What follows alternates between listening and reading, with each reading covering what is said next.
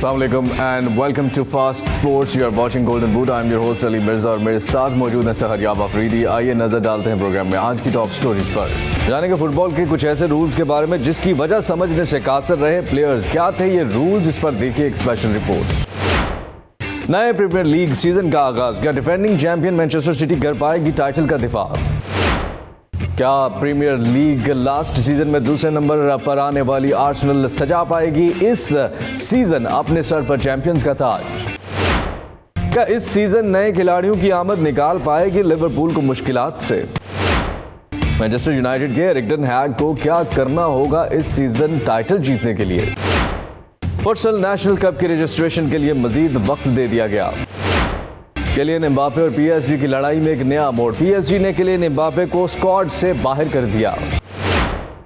Programme का आगाज करेंगे फुटबॉल के कुछ ऐसे रूल्स के बारे में जो कि जब लगाए जाते हैं तो उनको समझने के लिए अफरीदी काफ़ी दिन लग जाते हैं, काफ़ी वक्त लग जाता है कि क्यों लगाए गए हैं। फैंस को समझने भी वक्त लगता है, लेकिन ये कुछ ऐसे रूल्स जिनके ऊपर हमने एक पैकेज तैयार किया, खिलाड़ियों को समझने भी काफ़ी वक्त लगा कि ये रूल्स क्या है आखिर और क्यों लगाए जा रहे हैं। इस गोल्डन बूट और प्रोग्राम में अब हम बात करने जा रहे हैं प्रीमियर लीग की। जी हाँ, प्रीमियर लीग का सीज़न का आगाज़ आज रात से शुरू होने जा रहा है और पहला मैच बहुत इंपॉर्टेंट है, लेकिन उस मैच की तरफ हम बाद में आएंगे। अफरीदी, बहुत से खिलाड़ियों को ख़रीदा गया है और बहुत सी टीम जो पिछले सीज़न अच्छा नहीं परफॉर्म करने पाए उनके पास एक मौका है इस सीज़न परफॉर्म करने के लिए। और काफ़ी हमने तैयारियों की खबरें भी आपके साथ शोज़ में, ट्रांसफ़र न्यूज़ के बारे में भी बताते रहे। सीज़न भी बहुत कुछ होने को है और कुछ ही देर में ये मैचेस शुरू हो जाएंगे। और आइए नज़र डालते हैं कि इस वीकेंड पे किन किन का फिक्सचर हो रहा है। कर्टन रेजर्स कौन से मैचेस हैं ये आप देख रहे हैं। बर्नले वर्सेस मैनचेस्टर सिटी, पहला मैच ही बहुत बड़ा मैच है। और आर्सेनल का मैच आप देख रहे हैं नॉटिंघम फॉरेस्ट के साथ, शेफील्ड यूनाइटेड क्रिस्टल पैलेस के साथ। सबसे इंपॉर्टेंट मैच जिनको मेरी निगाह देख रही है वो है चेल्सी और लिवरपूल। ये वीकेंड पे मैच है और बहुत ही इंपॉर्टेंट मैच और काफ़ी बड़ा मैच है, क्योंकि चेल्सी ने भी बहुत ज़्यादा खिलाड़ियों की खरीदो फरोख्त की और लिवरपूल ने भी, और बाकी भी मैचेस आप देख रहे हैं। ये मैचेस से आगाज़ होगा इस वीकेंड से प्रीमियर लीग का। अफरीदी, ओवरऑल किसके चांसेस आपको लग रहे हैं? क्या सिटी के लिए आसान है या आर्सेनल जो है वो मजबूत होकर आई है, या एक ओवरऑल जो है वो रिव्यू क्या आप देना चाहेंगे? वैसे तो मैनचेस्टर सिटी के लिए जो सबसे बड़ा हर्डल है ना वो कंप्लेसेंसी होगा। मतलब उन्होंने पिछले सीजन ऑलमोस्ट सब कुछ अचीव कर लिया है। क्या पेप गार्डियोला इन प्लेयर्स को मोटिवेट कर पाएंगे उस लेवल की परफॉर्मेंसेस देने के लिए?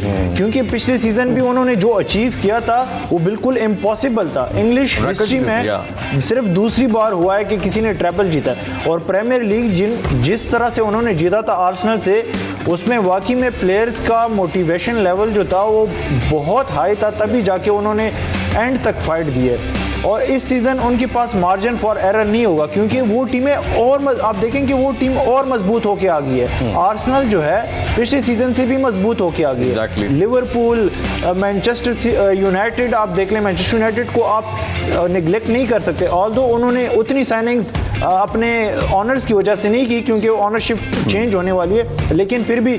और आप न्यूकासल की तो कोई बात ही नहीं कर रहा। हालांकि न्यूकासल का प्रोजेक्ट जो है वो तो अभी शुरुआत उनकी हुई है। पिछले सीजन टॉप 4 में फिनिश किया। आर्सेनल जिन्होंने पिछले सीजन दूसरी पोजीशन पे अपना सफर अख्ताम पजीर किया था, इस सीजन उनके फिक्सचर्स क्या हैं पहले 3 महीने? आइए ज़रा उस पर नज़र डालते हैं किस किस टीम के साथ मैच है, क्योंकि ये सीज़न उनके लिए इतना आसान नहीं होगा।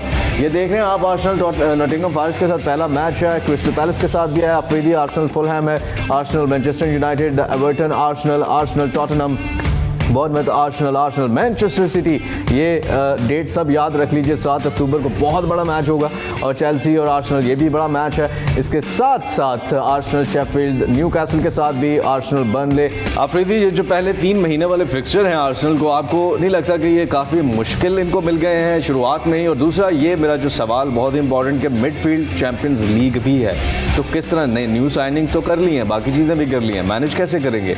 वाकई में अब पिछले सीजन जैसे आपने कहा कि उन्होंने सिर्फ प्रीमियर लीग पे फोकस किया था, अब इन्होंने प्लेयर्स तो और ख़रीद लिए हैं, लेकिन साथ में वर्कलोड भी ज़्यादा होगा क्योंकि मिड वीक चैंपियंस लीग भी होगा। और ख़ास करके उनका जो फर्स्ट 3 मंथ्स का और 4 मंथ्स का आप देख लें कि जो फिक्सचर लिस्ट है प्रीमियर लीग का, स्पेसिफिकली हम अगर बात करें अभी प्रीमियर लीग की, तो वो काफ़ी मुश्किल है। उसमें मैनचेस्टर सिटी भी आ गई है, यूनाइटेड भी आ गई है, चेल्सी भी आ गई है और न्यूकासल भी। चलो अगर चेल्सी अभी डेवलपिंग फेज में है, लेकिन मैनचेस्टर यूनाइटेड, न्यूकासल और मैनचेस्टर सिटी वाले जो मैचेस हैं वो काफ़ी क्रूशल होंगे और यही एक तरह से टोन सेट कर देगी। अब फॉर एग्जांपल ये मैनचेस्टर यूनाइटेड और मैनचेस्टर सिटी वाले मैचेस हार जाती है आर्सेनल, तो उसे एक डेवास्टेटिंग ब्लो मिल जाएगा।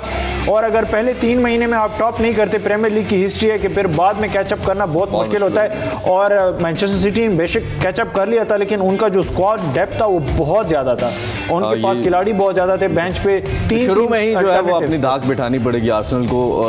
और अगर तो ये 3 महीने के फिक्सचर्स में ही नजर आ जाएंगे आर्सेनल के, इस सीजन आर्सेनल क्या करने जा रही है। अगर तो फ्लॉप होगी वो भी नजर आ जाएगा, कामयाब होगी वो भी नजर आ जाएगा। हम आपके लिए जो गोल्डन बूट शो है, डेडिकेटेड है फुटबॉल के लिए, हम आपको गाहे बगाहे अंदर की जो खबरें हैं वो भी आपके साथ शेयर करते रहेंगे, प्रीमियर लीग को लेकर और बाकी लीग्स को भी लेकर। अब इसके बाद हम बात करने जा रहे हैं लिवरपूल, जो कि मेरी बहुत फेवरेट टीम है। लिवरपूल का पिछला सीजन कुछ इतना अच्छा नहीं रहा, जो परफॉर्मेंसेज एक्सपेक्ट की जा रही थी उस तरह से नहीं रही। क्या किया उन्होंने पिछले सीजन और अब नया क्या करने जा रहे हैं। लिवरपूल का इस सीजन के बारे में भी सुना, कोच जो है जर्गन क्लॉप कितने वो मुतहर्रिक हैं, वो काफ़ी इस दफ़ा तो कुछ करने के मूड में नज़र आ रहे हैं। लेकिन फिक्सचर क्या हैं लिवरपूल के फर्स्ट 3 मंथ्स के, आइए आपको दिखाते हैं। और देख रहे हैं आप, पहला मैच ही लिवरपूल को ऐसा दिया गया है कि या तो आर या फिर पार। चेल्सी के साथ ये मैच है और है भी इस वीकेंड पे, और फिर लिवरपूल बॉर्नमथ, न्यूकासल लिवरपूल, ये भी बहुत बड़ा मैच है। Liverpool Aston villa, valves Liverpool West Ham, और उसके साथ साथ ब्राइटन के साथ भी है लिवरपूल का, और उसके साथ पहले 3 महीनों में सिटी के साथ भी है मैच, मैनचेस्टर सिटी के साथ। अफरीदी 4 या 3 मैचेस ऐसे हैं जो पहले 3 महीने में लिवरपूल को खेलने पड़ेंगे। अफरीदी ये काफ़ी टफ फिक्सचर्स नज़र आ रहे हैं और पहले ही 3 माह में लिवरपूल भी नज़र आ जाएगी। और दूसरा मुझे ये बताइए कि नए खिलाड़ी भी आए हैं और जो पुराने गए हैं उनसे क्या डिफरेंस पड़ेगा। जर्गन क्लॉप की मुश्किलात में इजाफा हुआ है या कमी हुई है। ऑब्वियसली जो फिक्सचर लिस्ट आपने दिखाई है वो वाकई में बहुत टफ है, और अगर मैं कहूँ कि सबसे टफेस्ट फिक्सचर लिस्ट लिवरपूल को मिली है तो गलत नहीं होगा। आप देखेंगे पहले ही 3, 4, 5 मैचेस में इनका कच्चा चट्टा निकल आएगा कि क्या टीम है और कहाँ स्टैंड करती है। हालांकि आपको एटलीस्ट पहले 5 मैचेस में जेल होने के लिए भी मिलने चाहिए, लेकिन इनका चेल्सी से स्टार्ट है, फिर अगले मैचेस में न्यूकासल और आस्टन विला आ रही है। आस्टन विला के बारे में पंडित मोस्टली प्रेडिक्ट करें, उनकी इतनी अच्छी परफॉर्मेंस थी पिछले सीजन, जिस तरह उन्होंने एंड किया है उन्हें एमरिक अंडर कि वो टॉप 4 में भी फिनिश कर सकते हैं। तो ये सारे फिक्सचर नेगोशिएट करके अगर किसी तरह लिवरपूल टॉप 4 में रहेगी तो मुझे लगता है कि लिवरपूल बहुत कुछ अचीव कर सकती है और एटलीस्ट टॉप 4 में फिनिश कर पाएगी अगर इसमें से निकल लेती है। दूसरी बात आपने कही कि क्या जो प्लेयर्स रिप्लेस हुए, अब ऑब्वियसली जो प्लेयर्स रिप्लेस हुए अब नए प्लेयर्स आए हैं उनको जेल होने में टाइम लगेगा, लेकिन एक अच्छी बात यह है कि जो प्लेयर्स गए हैं वो एजेड थे, मतलब सारे अपना पीक काट चुके थे। जॉर्डन हैंडरसन, जेम्स मोटिवेशन नहीं थी उनकी, फबिनियो, सारे जो है। अब जो लिवरपूल और क्लॉप की साइकोलॉजी है, गैगिन प्रेसिंग जो लिवरपूल करती थी और जिसकी वजह से उनको सक्सेस मिली थी, उनके लिए इनको फ्रेश ब्लड और यंग खिलाड़ी चाहिए जो उस हाई इंटेंसिटी को मेंटेन कर सके। और पिछले सीजन हमने देखा कि ये प्लेयर्स नहीं कर पा रहे थे मेंटेन, तो ये एक अच्छी चीज है कि वो सारे चले गए। अब डोमिनिक सोबोस्लाय आए हैं, मैकेलिस्टर आए हैं, Mac Allister already world cup champion है और सोबोस्लाय ने भी बहुत अच्छा खेला है जर्मन लीग में, और जर्मन लीग का तो हमें टैलेंट का पता ही है कि वो किस तरह का टैलेंट प्रोड्यूस कर रहा है। तो मुझे लगता है अब सिर्फ सवाल ये है कि डार्विन न्यूनेस पिछले सीजन आए थे, पिछले सीजन तो फ्लॉप रहे थे, क्या वो फ्लॉप ही रहेंगे। और लुइस डियाज जो कि बहुत ही अच्छे प्लेयर हैं लेकिन इंजरीज की वजह से पिछला सीजन पूरा नहीं खेल पाए, अब इनका देखना पड़ेगा। फ्रंट 3 जो है उसमें साला के ऊपर आप एनी टाइम रिलाई कर सकते हैं। मिडफील्ड ऑलमोस्ट रेडी हो गई है। साला पिछले सीजन भी अच्छा परफॉर्म करते रहे हैं, अकेले वो करते रहे हैं, मतलब वो नजरों में आते रहे हैं। हाँ, अब पिछले सीजन सिर्फ वही करते रहे हैं, खास करके उनका मिडफील्ड बहुत वीक था। अब इस सीजन जो है मिडफील्ड मुझे लग रहा है अब जब हम न्यूज़ के सेक्शन में जाएंगे तो काइसेडो के जिक्र करेंगे, तो वो भी एक बहुत बड़ा बूस्ट होगा अगर मिल जाता है। लेकिन ऑलरेडी मुझे लगता है कि एटलीस्ट जो 11 खिलाड़ी खेलेंगे, जो स्टार्टिंग 11 है लिवरपूल की, वो मुझे एटलीस्ट अच्छी नज़र आ रही है। जी हाँ, मैनचेस्टर यूनाइटेड और चेल्सी और बाकी टीम्स के बारे में भी हम नेक्स्ट शोज में बात करेंगे, डिटेल में बात भी करेंगे, और जो मैचेस होंगे वो भी आप तक लेकर आएंगे, और इस प्रीमियर लीग में जितनी भी हैपनिंग्स होंगी आप तक हम लेकर आएंगे। आप फास्ट स्पोर्ट्स पे वो सभी देख सकेंगे। और इसके साथ साथ आपको ये भी बताते चले कि आप हमें पाकिस्तान से, हमारी जो यूथ है वो हमें अपनी वीडियोस भेज सकते हैं हमारे नीचे दिए गए व्हाट्सएप नंबर पे, और आप ये वीडियोस भेजें, हम आपकी वीडियोस को फीचर करेंगे। जो भी हमारा टैलेंट है, जो अपने स्किल्स को शोकेस करना चाहता है, फास्ट स्पोर्ट्स उसको ऐसा प्लेटफॉर्म दे रहा है जहां से वो अपनी स्किल्स को दिखा सकता है पूरी दुनिया को। आप अपनी वीडियोस भेजें, हम फीचर करेंगे, और इंशाल्लाह जो भी हमें सबसे बेहतर जो स्किल्स और टैलेंट मिलेगा, लगेगा, उसको हम अपने स्टूडियो में भी बुलाएंगे और हेल्प भी करेंगे, ताकि हमारी जो फुटबॉल के नेशनल कैंप्स हैं वहाँ तक उस बच्चे को, उस यंगस्टर्स को पहुँचने में फास्ट स्पोर्ट्स जो है वो पूरी मदद करेगा। तो हमें ज्वाइन कर चुके हैं माज अहमद, और स्पोर्ट्स जर्नलिस्ट हैं, और पाकिस्तान के फुटबॉल के हवाले से काफ़ी इनसाइट स्टोरीज हमें बताते हैं। माज, आज आपके पास क्या स्टोरीज हैं, बताइए हमारे व्यूवर्स को और हमें भी। फुटसल कप चैलेंज जो हो रहा है, फुटसल नेशनल कप जो फुटसल का टूर्नामेंट हो रहा है, उसकी रजिस्ट्रेशन की तारीख अब 10 अगस्त नहीं है आखिरी तारीख। अच्छा, उस डेट को एक्सटेंड किया उन्होंने, और वो 15 अगस्त तक अब। इसकी वजह क्या बनी है 15 अगस्त तक के वो नताइज मतलूबा नहीं हासिल हो सके? लाइक लोगों ने अभी तक रब्ता नहीं किया, इसलिए बढ़ाया है? जो रह गए हैं उनके लिए उनको मौका दिया जा रहा है? मुझे यही लगता है कि वो ज़्यादा से ज़्यादा लोगों को फैसिलिटेट करना चाहते हैं, और प्राइवेट सेक्टर से भी अगर कुछ टीम वो इंक्लूड करना चाहते हैं तो उनके लिए अब सहूलत ये है कि वो इन 5 दिनों में अपने दीगर मामला, अपने जो डॉक्यूमेंट्स हैं, वो खिलाड़ियों के कवायद, इस तरह की तमाम चीज़ें इकट्ठी करें, और फिर फुटबॉल कनेक्ट प्रोग्राम जो है, और उनके सोशल मीडिया के ऊपर भी पाकिस्तान फुटबॉल फेडरेशन के, वहाँ पर उन लिंक्स को फॉलो करते हुए अपनी रजिस्ट्रेशन मुकम्मल कर सकते हैं। चलिए, बहुत अच्छी बात है। और अभी भी व्यूवर्स आपके पास वक्त है। व्यूवर्स से मुराद जो लोग फुटसॉल से रिलेटेड लोग हैं, कि अभी भी उनके लिए अच्छी बात है कि तारीख आगे कर दी गई, और वो अभी अपने ख्वाहिश जो है वो मुकम्मल कर सकते हैं और हिस्सा ले सकते हैं। 5वां ऑल पाकिस्तान फुटबॉल वेटरन मेला जो है वो भी सजने को तैयार है। क्या इनसाइड स्टोरी है, कब ये सज रहा है, और ये क्या है वेटरन मेला? ये 12 अगस्त से 14 अगस्त तक वेटरन्स के लिए एक फ़ुटबॉल मेला लगाया गया है, जिसमें मुल्क भर से जो खिलाड़ी हैं, पुराने खिलाड़ी हैं, वो पाकिस्तान की नुमाइंदगी कहीं कर चुके हैं, या प्रीमियर लीग में किसी सतह पर भी वो नुमाइंदगी कर चुके हैं, तो मोस्ट प्रॉबेबली उनके लिए एक एक्टिविटी की जा रही है, जस्ट टू उनको एक कम्युनिटी का एहसास दिलाने के लिए। ये बहुत अच्छी बात है, पहले भी होता रहा है। इस बार की बेहतरीन बात यह है कि पंजाब फुटबॉल एसोसिएशन की डायरेक्ट इसमें इन्वॉल्वमेंट है। सरदार नवीर हैदर साहब का इनिशिएटिव है, उन्हीं की प्रेस में उन्हीं का एक स्टेटमेंट है जिसमें उन्होंने ये बाकायदा ऐलान किया है। ये कहाँ हो रहा है? ये लाहौर में होगा, जल्लो मोड़ के करीब कहा गया है, क्योंकि ग्राउंड है वहाँ पर। I am not really sure about the venue, कि अगर वो 3 दिन जारी रहेगा, और पंजाब के जो अभी स्पोर्ट्स मिनिस्ट्री के लिए वहाब रियाज साहब हैं, जो मुशीर हैं स्पोर्ट्स वजारत के, उनको भी मदऊ किया है उन्होंने। काफ़ी डिटेल्स थी इस बारे में अखबार में भी। तो आई एम वेरी होपफुल कि ये बड़ी एक बेहतरीन एक्टिविटी होगी, बड़ी इंक्लूसिव अप्रोच के साथ वो सब लोगों को इकट्ठा कर रहे हैं। अच्छा। और लेकिन इससे अंदाज़ा मुझे ये हुआ था कि पंजाब फुटबॉल एसोसिएशन से कंसर्निंग और डिस्ट्रिक्ट और रीजन की इतनी ज़्यादा अथॉरिटीज़ हैं। पंजाब क्योंकि सबसे ज़्यादा बड़ा रीजन है, यहाँ पर टीम्स भी ज़्यादा हैं, यहाँ पर पॉपुलेशन भी ऑब्वियसली ज़्यादा है, तो इस लिहाज से मैं ये देख रहा था कि ये जो साहब हैं सरदार नवीद हैदर साहब, जो पुरानी काबीना के मुताबिक पंजाब फुटबॉल एसोसिएशन के सदर भी थे, इनके पास कितने ज़्यादा नुमाइंदे हैं, यानी कि लाहौर डिस्ट्रिक्ट, गुजरांवाला डिवीज़न के डिवीजन्स के, इनको रिपोर्ट करते हैं डिविजनल स्पोर्ट्स ऑफिसर्स और डिस्ट्रिक्ट स्पोर्ट्स ऑफिसर। अच्छा। आप ये देखें कि उनकी तकरीबन वो सैकड़ों अफराद बन जाते हैं, वो तकरीबन 100 के करीब एम्प्लॉयज़ बन जाते हैं पंजाब के, जिनकी नुमाइंदगी ये कर रहे हैं पाकिस्तान फुटबॉल फेडरेशन। बिल्कुल इसी तरह दीगर फुटबॉल एसोसिएशंस भी हैं, जो जैसे बलोचिस्तान फुटबॉल एसोसिएशन है, KPK है। तो ये टूर्नामेंट या ये जो एक्टिविटी होने जा रही है, इसमें मुझे बहुत उम्मीद है कि ये पंजाब से तमाम अपने फुटबॉल के हल्के से पाकिस्तान में होती हैं ऐसी एक्टिविटीज़, सिर्फ पंजाब में ही है। पंजाब फुटबॉल एसोसिएशन बहुत मुतहरिक रहती है, ये वोकल भी हैं, दे आर इमोशनली भी वो। इसकी क्या रीज़न है कि पंजाब बहुत मुतहरिक रहती हैं और बाकी जो है वो वहाँ पे इतनी ज़्यादा जो है मुतहरक नहीं है? कुछ एक्टिविस्ट जो होते हैं, पॉलिटिकल एक्टर्स ऐसे होते हैं किसी भी मुल्क की सियासत में या आप किसी भी तंजीम की सियासत में देख लें, जिनके लाउड होने से बाकी तमाम तंजीमों को फ़ायदा होता है। अच्छा, उनका सेंटिमेंट जैसे ही हाई होता है, क्योंकि अब वो बुरी बात फील करेंगे तो वो बुरे ख्यालात का इजहार करेंगे, वो अच्छा फील करेंगे तो वो अच्छे ख्यालात का इजहार करेंगे।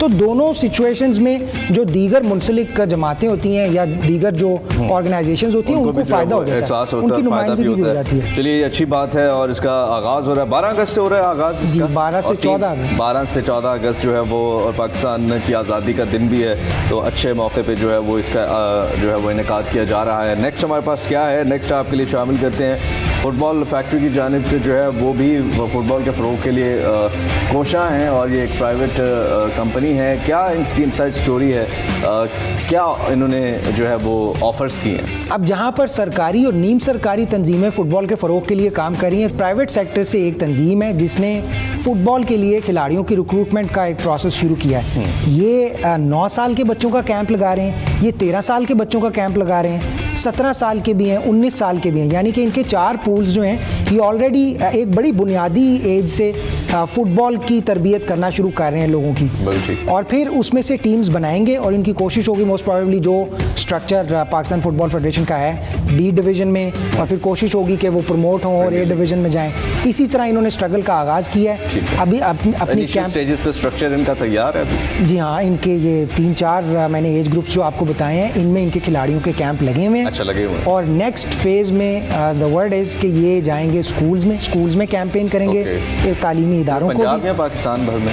ये इस्लामाबाद में अभी कैपिटल टेरिटरी में इनका बूट कैंप उधर कर रहे हैं जी, अभी वहाँ पर इनका कैंप है, और जैसे जैसे इनकी इंटीग्रेशन होती रहेगी दूसरे शहरों में, मोस्ट प्रोबेबली ये एक्सपेंशन की तरफ जाएगा। ये अच्छी बात है कि प्राइवेट कंपनी, इसी तरह अगर हर सिटी या हर एक सूबे से 2-3 प्राइवेट कंपनियां जो इस तरह से अगर शुरू कर दें तो हमें काफ़ी ज़्यादा टैलेंट जो है वो देखने को मिलेगा। लेकिन बात वही नहीं आ जाती कि क्या इनका टैलेंट हमें नेशनल साइड में नज़र आएगा, क्योंकि नेशनल साइड में तो फुटबॉल फेडरेशन है दरमियान में, क्या वो ये टैलेंट लेगी या वो अपने निज़ाम से ही जो है वो अभी तक कर रही है उसी तरह? मुझे लगता है कि अगर ये उनको एक स्टेज फराहम कर देंगे खेलने के लिए तो फिर उसके बाद खिलाड़ी का पार्ट जो है वो शुरू हो जाता है। अगर प्लेयर अच्छा है और वो परफॉर्म कर सकता है तो मुझे लगता है फुटबॉल फेडरेशन को भी कोई हर्ज नहीं होगा। नेक्स्ट हमारे पास जो है वो अमरीकी निजात पाकिस्तानी जी हाँ कैला सदीकी जो हैं, उन्होंने कहा है कि वो पाकिस्तान की नुमाइंदगी वर्ल्ड कप में कर सकती हैं, उसके अलावा नहीं कर सकती क्या मास? नहीं, वो उन्होंने ख्वाहिश का इजहार किया कि वो पाकिस्तान को वर्ल्ड कप खेलता देखना चाहती हैं। वो सभी चाहते हैं बिल्कुल।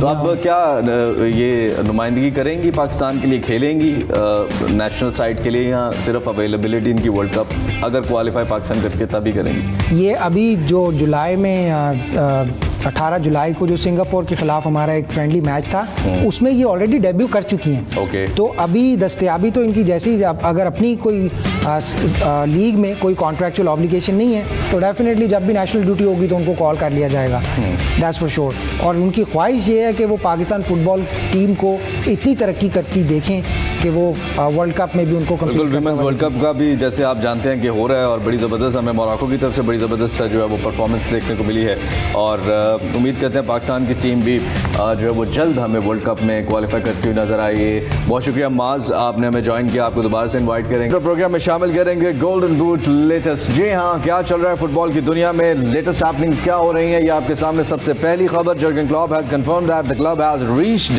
N agreement to sign midfielder Moises Caicedo from Brighton.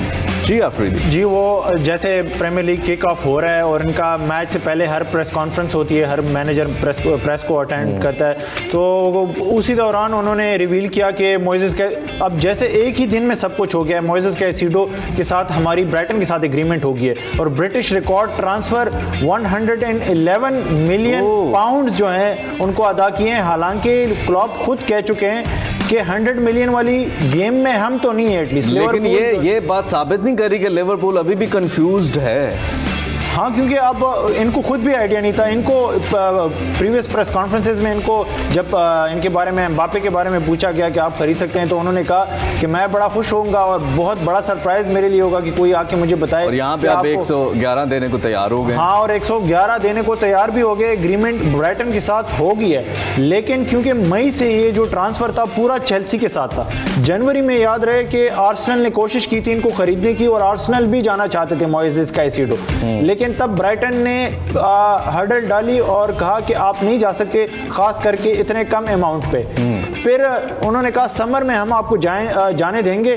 फिर समर में फिर मई से इनके जो लिंक्स थे वो चेल्सी के साथ थे और चेल्सी के प्लेयर्स के साथ अभी currently Moises Caicedo in contact हैं और मोइसेस कैसिडो ने इस डील को कहा है कि मैं एग्री नहीं करता। उन्होंने साफ साफ कह दिया कि मैं लिवरपूल नहीं, मैं चेल्सी जाना चाहता हूं। तो अब चेल्सी के लिए सर दर्द ये कि उन्होंने लिवरपूल के बिड को मैच करना है क्योंकि ब्राइटन उससे कम में तो मानेगी नहीं भाई। 111 से ज्यादा ही देना पड़ेगा। अब देखना पड़ेगा कि क्या होगा क्योंकि मोइसेस कैसिडो कह रहे हैं कि मैंने चेल्सी के साथ, क्योंकि उनके टर्म्स जो हैं फाइनेंशियल टर्म्स वो उन्होंने एग्री कर लिए थे। वो चेल्सी के साथ अपने जो जाती टर्म्स हैं वो चेल्सी के साथ एग्री कर चुका था। अब सिर्फ क्लब्स की आपस में बात तय है। सब जाहिर है उसमें लिवरपूल भी टांग अड़ा चुकी, उन्होंने बोली इतनी बड़ी लगा दी है कि अगर हम तो डूबे हैं सनम तुमको भी ले डूबेंगे, कि हमें अगर तुम में नहीं मिलेगा तो फिर जो है वो देखते हैं कि हमें नहीं मिलेगा तो तुम्हें भी नहीं मिलेगा। एनीवेज नेक्स्ट हमारे पास क्या है आपको दिखाते हैं। और next Harry Kane given approval by Tottenham to complete Bayern Munich move. Green signal दे दिया है इन्होंने। ये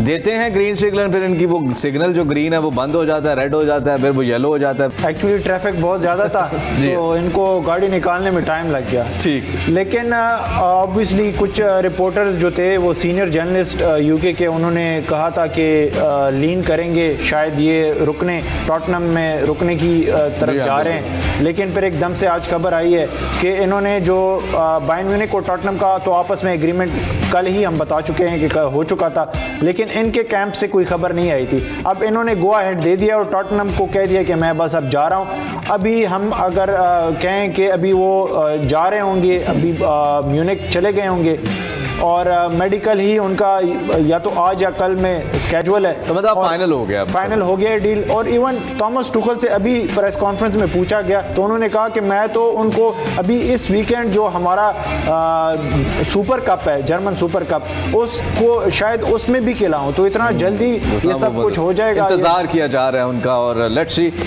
जल्दी और देखते हैं कि उस मैच में खेलते हुए नजर आते हैं या नहीं आते। ये बड़ी इंपॉर्टेंट खबर है रियल मैड्रिड के लिए। और real Madrid midfielder Arda Güler is set to undergo surgery on his right knee injury soon. अच्छा, ये इनके प्लेयर थे बड़े ज़बरदस्त टर्किश, मेसी भी जिनको कहा जाता है। व्यूवर्स इनको नी इंजरी हो गई है। आफरीदी, क्या ऐसा तो नहीं होगा इनके साथ भी एक टर्किश प्लेयर थे नूरे शाहीन, बहुत ही शानदार वो भी प्लेयर थे और उनको भी रियल मैड्रिड ने लिया था लेकिन उनको खिलाया ही नहीं उन्होंने। एक्चुअली में उनको भी यही हो गया था कि रियल मैड्रिड ने खिलाया नहीं खिलाया वो तो दूसरी बात है, उनको भी इंजरीज की वजह से खेलने का मौका ही नहीं मिला। अच्छा, अब ये भी एक क्योंकि बहुत बड़ा अटैक लेके आए थे, एक बहुत ही टैलेंटेड प्लेयर हैं और वो हमने व्यूअर्स को दिखाई भी थी इनकी स्किल्स। अब मैच लीग शुरू होने से पहले ही इनको ऑपरेशन करना पड़ा। सर्जरी का मतलब ये कि आप एटलीस्ट 2-3 महीने तो बाहर ही हो। ये भी हो सकता है कि शायद पूरा सीजन ही ना खेल पाए और रिकवरी नहीं कर पाए। तो ये बहुत बड़ा ब्लो इनके पर्सनल कैरियर के लिए कि इतने छोटी उम्र में इतने बड़े क्लब में चले गए। नूरी शाहीन का भी यही सीन था, वो भी टर्किश था, वो भी बहुत ही टैलेंटेड था, डॉर्टमंड के लिए खेलता था, रियल मैड्रिड आया, इंजरीज का शिकार हुआ, फिर जब इंजरी से रिकवरी हुई, क्योंकि रियल मैड्रिड में आपके पास टाइम बहुत कम होता है खुद को प्रूव करने का। रियल मैड्रिड आपको बार बार चांसेस नहीं देती, तो वो फिर एडजस्ट ही नहीं हो पाता। या तो आप इंजरी से लड़ें या फिर अपने जो परफॉर्मेंस में मतवज्जो दें और अपने आप को ऊपर लेके जाएं। चलिए लेट्स सी और दुआ करते हैं जल्दी रिकवर करें और रिकवर होने के बाद जो है वो हमें खेलते हुए नजर आए। नेक्स्ट खबर जो है वो है Real Madrid are exploring goalkeeper option in light of Thibaut Courtois. अच्छा, इनको भी अब इंजरी हो गई है अफरीदी। रियल मैड्रिड की तो रियल मैड्रिड जो है वो पिछले सीजन वाली वो कौन सी टीम थी, चेल्सी, वो तो नहीं बनने जा रही सीजन ला लीगा में। उम्मीद है कि वो ना हो क्योंकि ये बहुत बड़ा ब्लो है। अब आर्डर गुलर का जो न्यूज़ थी वो आर्डर गुलर के लिए इन इटसेल्फ बुरी खबर है। रियल मैड्रिड को इतना फर्क नहीं पड़ेगा। हाँ, इतना फर्क नहीं पड़ेगा क्योंकि वो अकेला ही नहीं है। जी, पीएसजी के हवाले से हमारे पास खबर है और पीएसजी के जो नए मैनेजर, नए कोच लुइस एनरिके आए हैं, उन्होंने कंफर्म किया है कि Kylian Mbappe will not be called up for पीएसजी's league 1 game this weekend against Lorient. जाना भी रियल मैड्रिड में चाहते हैं, रियल मैड्रिड को भी इनकी ज़रूरत है और ये सारा मामला है। और वरना तो पीएसजी के लिए काफ़ी मामला जो है वो मुश्किल हो जाएंगे और आप एक जगह जहाँ पे वक्त गुजारते हैं वहाँ पे आपको जो है इस तरह से नहीं नहीं, मतलब ऐसे नहीं छोड़ के जाना चाहिए कि वो बाद में बैन ही हो जाए। ये कुछ latest happenings around the world जो फुटबॉल में हो रही हैं आपके साथ शेयर किए हैं। आप अपनी वीडियोस हमारे साथ शेयर कीजिए हमारे नीचे दिए गए व्हाट्सएप नंबर पे। अगर आपके अंदर भी स्किल्स हैं, आप जो है वो भी अपना टैलेंट शोकेस करना चाहते हैं, तो हमारे तक वीडियोस पहुंचाएं। हम अपने शोज़ में वो वीडियोस जो है वो पूरे पाकिस्तान को दिखाएंगे भी और आपको भी स्टूडियो में बुलाएंगे जो भी सबसे बेस्ट अपनी स्किल्स का मुजाहरा करेगा। आज के लिए बस इतना ही। अपने मेज़बान अली मिर्ज़ा और सहरयाब अफरीदी को आज के प्रोग्राम से इजाज़त दीजिए। इंशाल्लाह आपसे दोबारा मुलाकात होगी गोल्डन बूट में। अपना बहुत सा ख्याल रखिए। देखते रहिए fast sports, home of champions. अल्लाह हाफ़िज़।